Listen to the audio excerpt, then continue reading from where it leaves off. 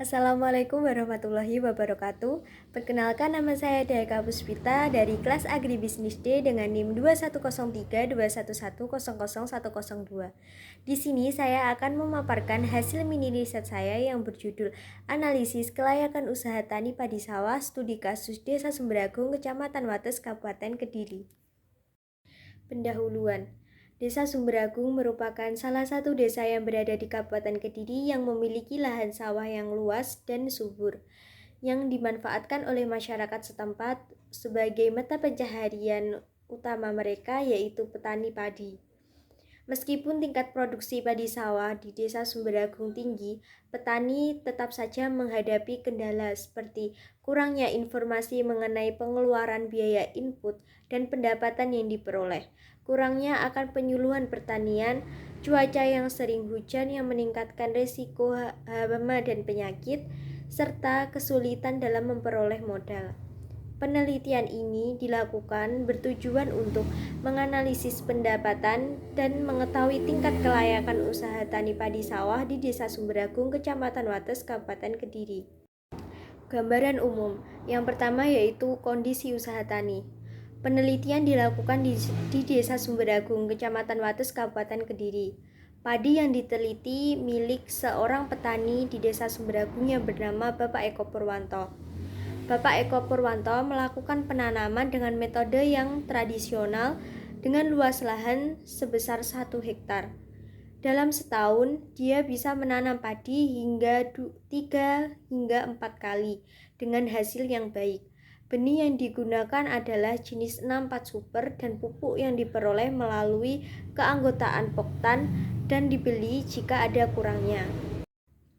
Yang kedua yaitu identitas responden. Bapak Eko Purwanto merupakan salah satu petani padi sawah di Desa Sumberagung, Kecamatan Wates, Kabupaten Kediri. Pendidikan terakhir beliau adalah jenjang SMP. Di usianya yang sekarang yaitu 49 tahun, beliau memiliki lahan sawah seluas 1 hektar. Meskipun lulusan SMP, beliau tetap gigih dan rajin dalam mengembangkan usaha tani padi sawah tersebut. Sekarang beliau memiliki keluarga dengan 1 istri dan 2 anak.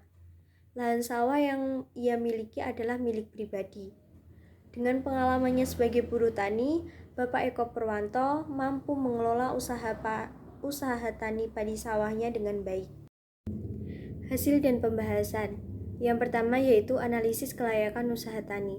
Poin yang menjadi analisis kelayakan usaha tani diantaranya adalah analisis biaya produksi, penerimaan, pendapatan atau keuntungan, RC ratio, BEP, dan payback period. Yang pertama yaitu biaya produksi. Biaya produksi adalah total biaya yang dikeluarkan untuk melakukan suatu kegiatan produksi untuk suatu produk atau layanan.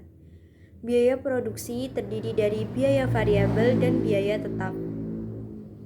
Biaya variabel merupakan biaya yang berdasarkan besar kecilnya suatu produksi. Sedangkan biaya tetap adalah biaya yang jumlahnya tidak berdasarkan pada jumlah produksi. Biaya variabel yang digunakan oleh Bapak Eko Purwanto untuk usaha tani padi sawah ini diantaranya yaitu jenis benih yang digunakan untuk usaha tani padi sawah ini adalah 64 Super dengan jumlah benih 50 kg per hektarnya dalam 1 kali masa tanam. Harga per kilogram benih adalah 40.000 dengan total harga untuk 1 hektar per masa tanam sebesar 2 juta.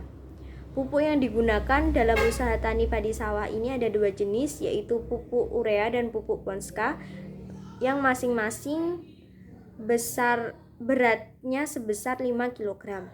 Untuk harga pupuk urea per kilo sebesar 125, sedangkan harga pupuk Ponska per kilonya 135.000. Sehingga dalam 1 kali masa tanam, total biaya yang dikeluarkan untuk pupuk yaitu sebesar 1.300.000. Selanjutnya tenaga kerja. Tenaga kerja yang dibutuhkan dalam 1 kali masa tanam biasanya membutuhkan 7 orang dengan menghabiskan biaya sebesar 2.800.000. Untuk biaya pembajakan sawah dengan menyewa traktor menghabiskan biaya sebesar 1.750.000 per hektar. Biaya yang dikeluarkan untuk membeli 200 karung adalah sebesar 200.000. Biaya angkut dan biaya penjemuran yang dikeluarkan berturut-turut sebesar 300.000 dan 200.000. Dan biaya solar yang dibutuhkan pada proses penggilingan padi adalah sebesar 300.000. Berdasarkan biaya variabel yang telah saya sebutkan tadi, total biaya variabel yang dikeluarkan untuk usaha tani padi sawah Bapak Eko Purwanto ini dalam satu kali masa tanam adalah sebesar 8.900.000 rupiah. Biaya tetap yang dikeluarkan pada usaha tani sawah milik Bapak Eko Purwanto ini diantaranya yaitu penyusutan alat. Alat-alat tersebut diantaranya adalah jaring sebesar Rp300.000, cangkul sebesar Rp30.000, sabit sebesar Rp20.000, ember sebesar Rp10.000, dan alat penggilingan beras sebesar Rp500.000. Yang kedua yaitu pajak lahan sawah sebesar Rp90.000, sehingga total biaya tetap yang dikeluarkan oleh Bapak Eko Purwanto dalam satu kali masa tanam sebesar Rp860.000. Biaya total adalah seluruh biaya yang digunakan untuk produksi pada suatu usaha. Untuk biaya total yang digunakan dalam usaha tani padi sawah yang dikelola oleh Bapak Eko Purwanto ini sebesar Rp9.760.000 per satu kali masa tanam. Penerimaan merupakan total pendapatan yang diperoleh dari penjualan hasil produksi selama suatu periode tertentu. Penerimaan usaha tani padi sawah yang dikelola oleh Bapak Eko Purwanto ini menghasilkan produksi sebanyak 2.600 kg per hektarnya dengan harga jual saat ini yaitu Rp9.000, sehingga penerimaan yang didapat yaitu Rp23.400.000 per satu kali masa tanam. Pendapatan atau keuntungan usaha tani padi sawah yang dikelola oleh Bapak Eko Purwanto ini dapat dari penerimaan total dikurangi biaya total, sehingga hasilnya yaitu Rp13.640.000, sehingga laba atau keuntungan yang didapat oleh Bapak Eko Purwanto pada usaha tani padi sawah tersebut sebesar Rp13.640.000.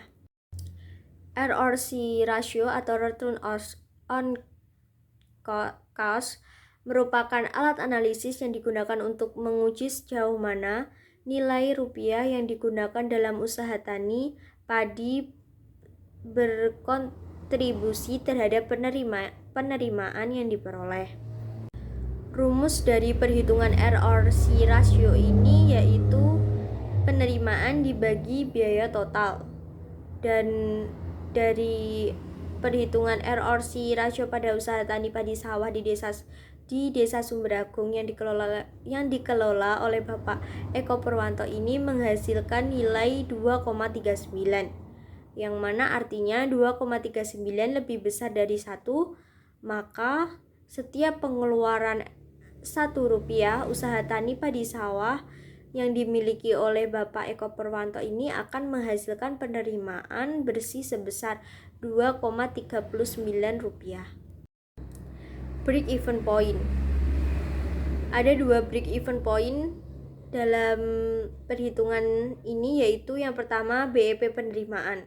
BEP penerimaan rumusnya yaitu biaya tetap dibagi 1 dikurangi biaya variabel dibagi penerimaan, di mana pada usaha tani padi sawah yang dimiliki oleh Bapak Eko Purwanto ini menghasilkan BEP penerimaan sebesar Rp1.389.337, yang mana artinya Usaha tani milik Bapak Eko Purwanto ini untuk mencapai titik impas atau di mana usaha tani tersebut tidak mengalami untung dan tidak rugi harus mendapatkan penerimaan sebesar Rp1.389.337.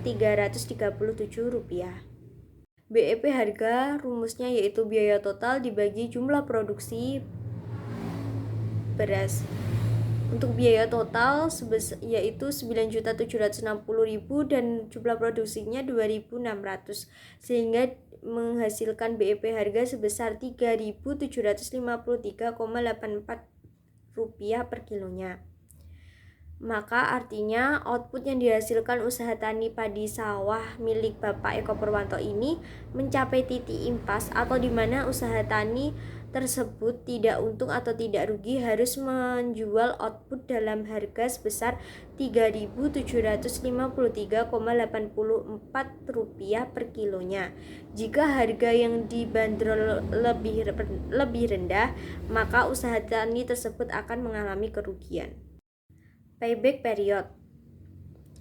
Rumus dari payback period yaitu biaya total dibagi penerimaan. Hasil yang didapat dari payback period usaha tani padi sawah milik Bapak Eko Purwanto ini adalah sebesar 0,41. Berarti dalam pengembalian biaya investasi usaha tani padi sawah milik Bapak Eko Purwanto ini dapat dicapai dalam waktu 5 bulan lebih 12 hari.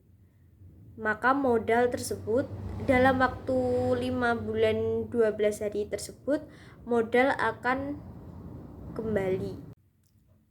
Selanjutnya yaitu pembiayaan kegiatan usaha tani padi sawah yang dilakukan oleh Bapak Eko Purwanto. Cara Bapak Eko Purwanto dalam membiayai kegiatan usaha tani padi sawah ini ada dua cara, yaitu menggunakan modal pribadi dan melakukan pinjaman kepada bank. Modal pribadi yang digunakan adalah hasil keuntungan dari panen yang sebelumnya yang digunakan untuk keperluan penanaman kembali.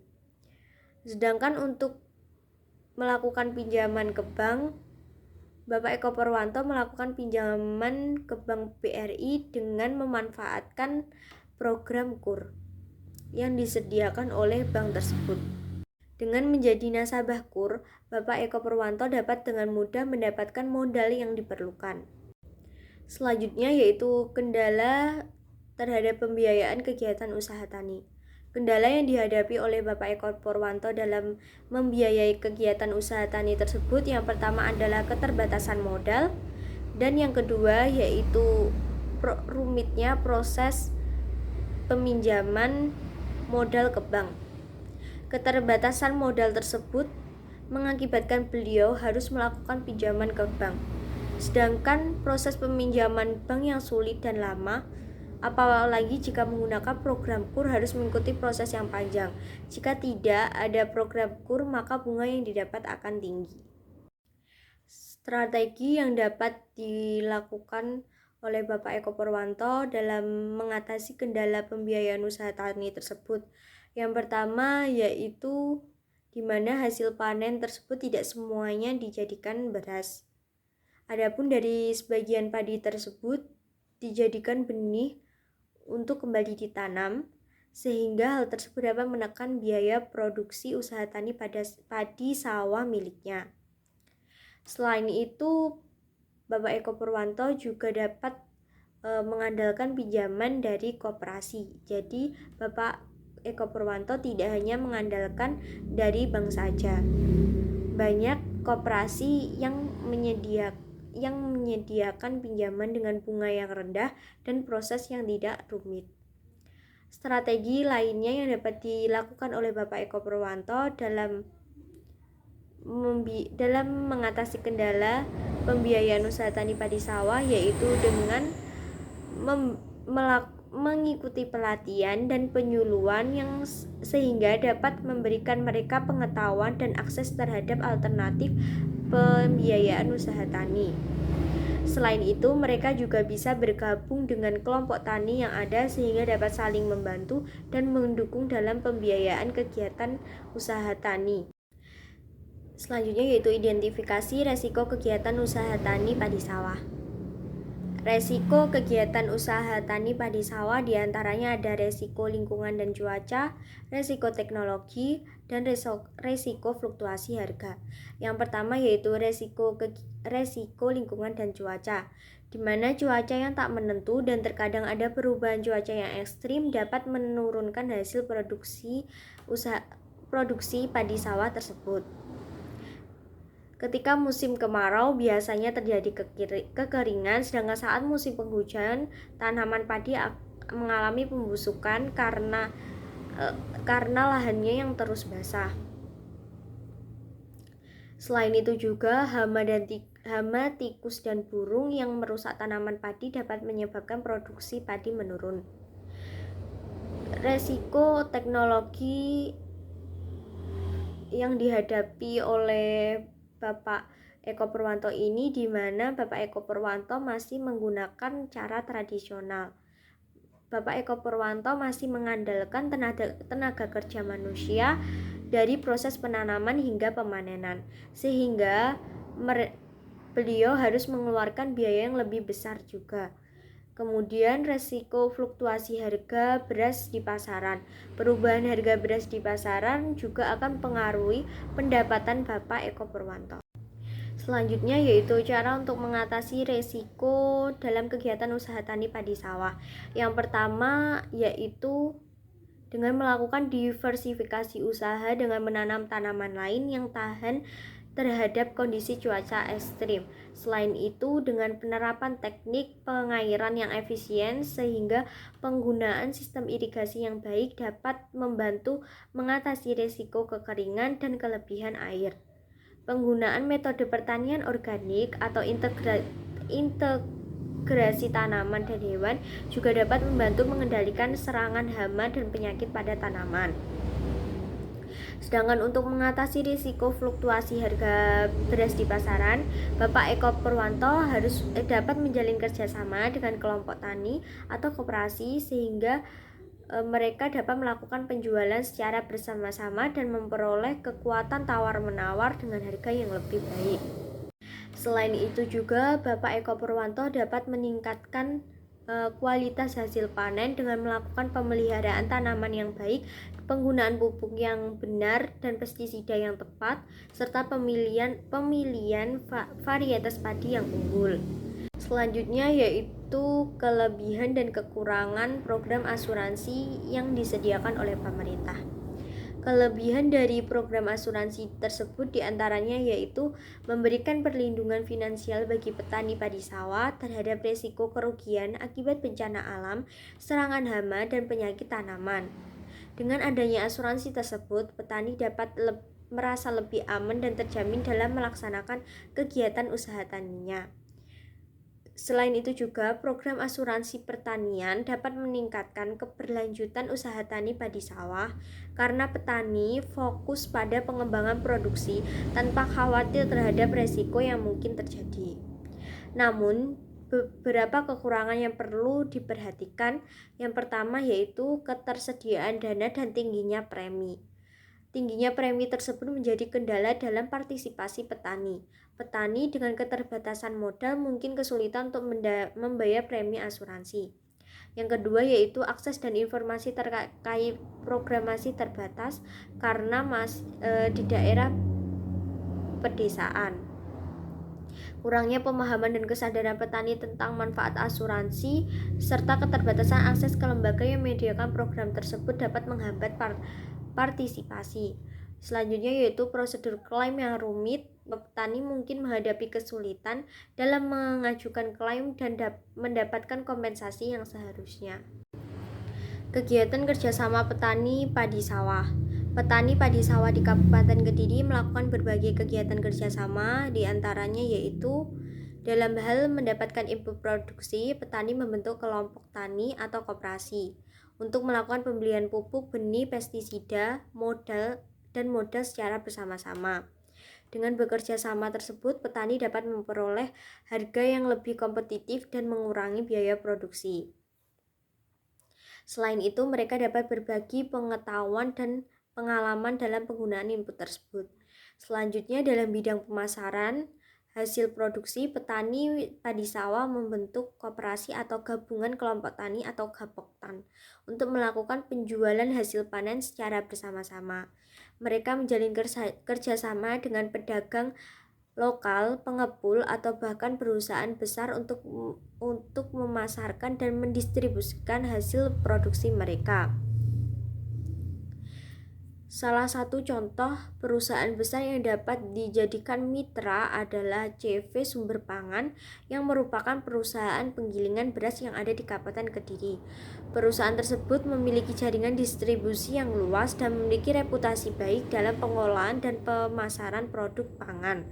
Dengan menjalin kerjasama dengan CV Sumber Pangan, petani padi sawah di Kabupaten Kediri dapat memperluas pasar dan meningkatkan nilai tambah produk mereka.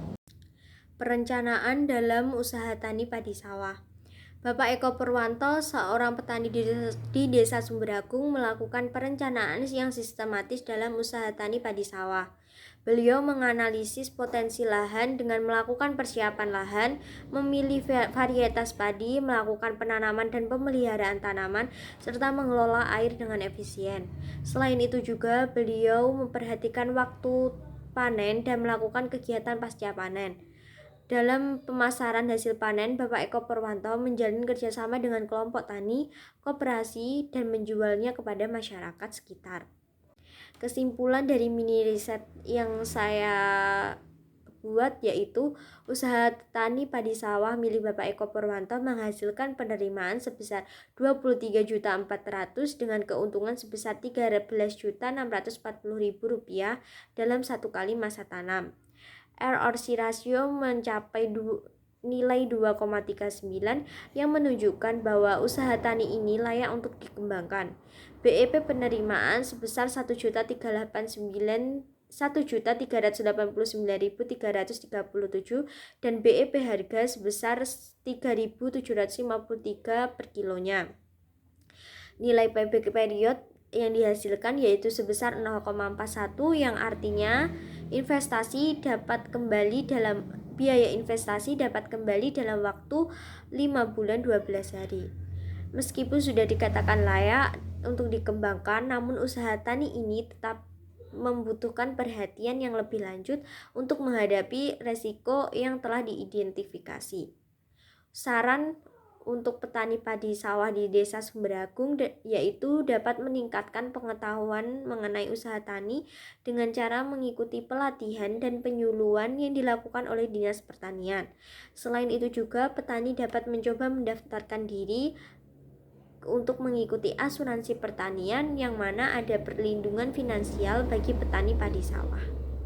Sekian pemaparan materi dari saya. Terima kasih. Wassalamualaikum warahmatullahi wabarakatuh.